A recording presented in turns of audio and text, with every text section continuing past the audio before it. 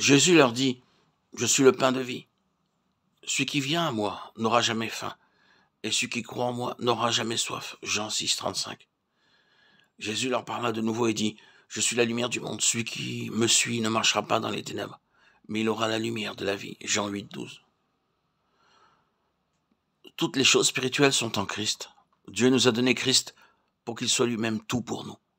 C'est un point essentiel pour bien comprendre le sens de la vie spirituelle. Notre expérience est-elle simplement une expérience ou est-elle de Christ? Notre justice est-elle seulement la justice ou est-elle Christ? Notre satisfaction est-elle uniquement la sanctification ou est-elle Christ? Notre rédemption est-elle simplement la rédemption ou est-elle Christ? Bien souvent, nous parlons du chemin, mais il se peut que ce chemin ne soit pas Christ lui-même. De même, nous pouvons parler de la vérité et de la vie sans pour autant parler de Christ. En somme, nous avons beaucoup de choses en dehors de Christ. Cela représente un problème spirituel très important pour les enfants de Dieu. Nous pouvons confesser avec notre bouche que Christ est le centre de toutes choses. Mais cependant, il y a dans nos vies beaucoup d'autres choses qui, pour autant, ne sont pas Christ. Comme si ces choses pouvaient nous aider à être des chrétiens. Notre intelligence a besoin d'être renouvelée pour comprendre qu'en dehors de Christ, Dieu ne veut pas que nous ayons des choses soi-disant spirituelles. Selon Dieu, ces choses ne deviennent une réalité que lorsqu'elles sont Christ.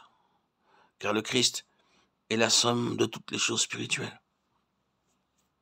Christ est notre justice. Il ne nous a pas donné une justice. Christ est notre sanctification.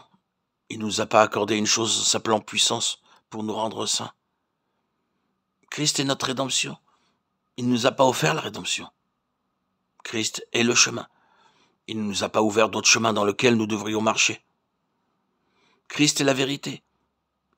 Il n'a pas présenté devant nous une vérité pour que nous puissions la comprendre. Christ est la vie. Il n'a pas introduit en nous quelque chose appelé vie.